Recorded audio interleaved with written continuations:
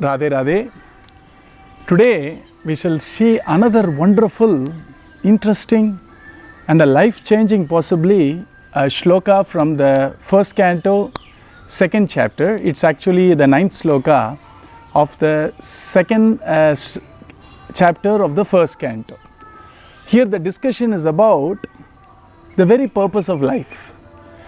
In our Sanatana Dharma, our purpose of life has been shown as fourfold.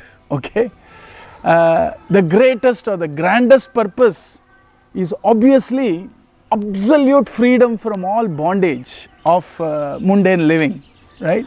To be totally free, to be totally unconditioned, to live choicelessly, spontaneously, joyfully, without any baggage. And that's what is called liberation. And what is liberation? We are liberated from the baggage which we have collected over many lives, which we are collecting in this life. And if we are not liberated, shall continue to collect in the future lives as well. It's called moksha. Moksha does not mean death. In fact, that's life really. To live truly, to live timelessly, to live choicelessly, and to live without any baggage of the past. Exciting, isn't it? That's moksha. That's the grandest purpose of life, right? And then comes the means to that. The means to moksha or liberation is very intuitive. If we lead a life of values, if we stand for some values, then there is a very good chance that we can progress steadily towards the grandest purpose of human existence, which is absolute freedom, right? And it's called dharma. Dharma means we stand for some universal values, not just values which I think is right, etc. I have my blind spots. The collective wisdom of really enhanced and advanced beings of the past, present, we call them rishis. These are people who are incredible thinkers, people with incredible experience, and they gave us a set of universal values. Nobody can ever deny those values, like truth, compassion and stuff like that, right? Truth, compassion, control over our senses, and also purity in body, purity in our thoughts, purity in our actions, obviously. So here those are these rishis. Okay, they have given us a code of ethics, values, and we call it dharma. So first we have moksha, which is the grandest purpose, a purpose of absolute liberation from all these conflicts, the inner conflicts, all these baggage we have collected, conditioning, all our likes, dislikes, which are all purely reactions of what we have existed, what we have experienced in the past. And then the third one is called financial security. It's called artha. Artha means, literally means prosperity. And you all understand what prosperity is. It's nothing to do with an external bank balance or how many houses I own or how much security I have. But it's rather here, how much secure do I feel in my heart? Because without a sense of security, one cannot truly stand for values no matter what. If you have to unconditionally stand for some values, we need to have some security inside. Security, as social security, financial security, emotional security, all that bad stuff. So artha is prosperity, or if you want to make it a little spiritual, a sense of security in our heart, so that I am ready, I am prepared to stand for values. That's called artha.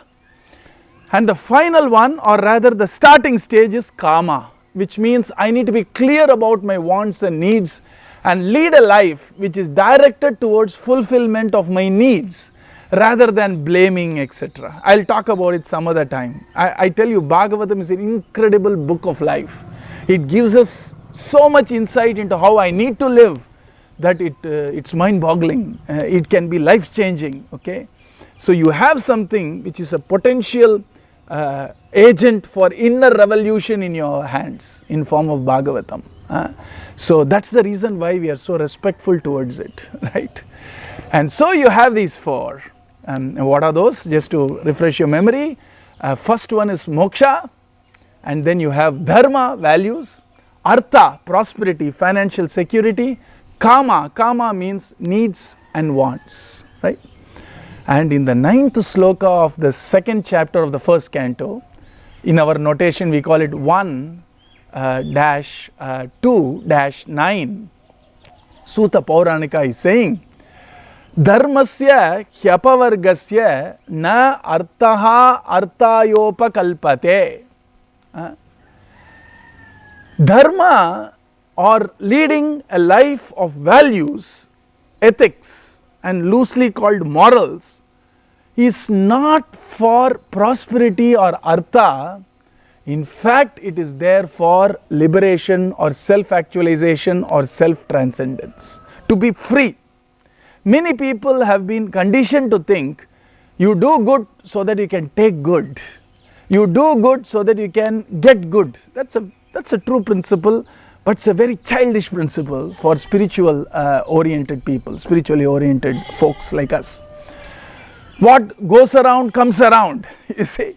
Reciprocity, etc. are kindergarten lessons to infuse a sense of morals, ethics and values in our life. It is true, but it becomes immaterial once you progress. Dharma is the means for liberation or freeing ourselves from inner conflicts more than dharma is a means for my prosperity or my security, etc. And so Bhagavatam directly gives us the grandest lesson that follow dharma, not to be more prosperous, not to seek security financially, etc., not as an investment for a better prosperous future. Do good so that you can get good type of stuff, which is true but immaterial to us. Understand dharma to be a springboard for us to soar higher and higher in the spiritual skies of complete freedom from baggage. Imagine a life being led without conflict, without the problem of choices, without without our baggage, emotional baggage. Truly a joyful flow of life. Can you imagine that? That's moksha. So dharmasya hyApavargyasya nArthOrthAyOpakalpate. It says dharma is the means for moksha. Don't imagine dharma to be the means for prosperity. We say na punyam punyam, do this punyam, do that punyam. What does punyam mean? It is like an investment for a better future. Rather embrace dharma because that's a grand way to live. That's how spiritual beings live. I love dharma, so I lead a life of dharma. I don't need any other reason for me to follow dharma. And here very beautifully in half a sloka, dharmasya hyApavargyasya nArthah nArthOrthAyOpakalpate. Why do we seek financial security? Money is not an end in itself, we all know that. Even in normal mundane knowledge we know that. Unless we part with it, we don't get anything of substance or value. You have to give up money to get something, either food, clothes or whatever, you see. The needs to be fulfilled. You have to part with money. That itself shows it's a means. The real means of financial security, which I hope all of you would have, over and above bare necessities, prosper, thrive, so that we feel secure and we can lead a higher life of values. We can lead a higher life of spirituality. We can lead a higher life of Hindu dharma. I am reading Bhagavatam not because I am afraid of future, because I am a Rasika. My basic needs are being met. I worked hard and I am thriving. My financial needs are met. My social needs are met. Now I want to use the springboard of financial security for me to be a Rasika, to enjoy finer aspects of life. The finest aspect is relishing the spiritual relish of Bhagavatam. Dharmasya hyApavargyasya nArthOrthAyOpakalpate. I'll tell you about the rest of this sloka in the next little bit which I'll share with you. Once again, I'm truly still awed by your persistence and by your joy, by your shraddha in reading Bhagavatam. Truly, Our Guru Maharaj's grace is abundant on all of us. Once this is taken care, rest are all taken care. Our psyche to face challenges would be enhanced once we start enjoying and absorbing Bhagavatam. Our future is taken care because we will make the right decisions. We will speak the right words. We will do the right acts. Hence the future is secure for us because it clarifies our head, you see. And that's the reason why I am continued to be awed by your wonderful Shraddha, faith, perseverance in relishing this wonderful Shastra called Bhagavatam. Radhe Radhe, Happy New Year, Happy Kalpataru Day, and season's greetings to all my wonderful brothers and sisters of Yuva Bhagavata Sangam in North America. Radhe Radhe.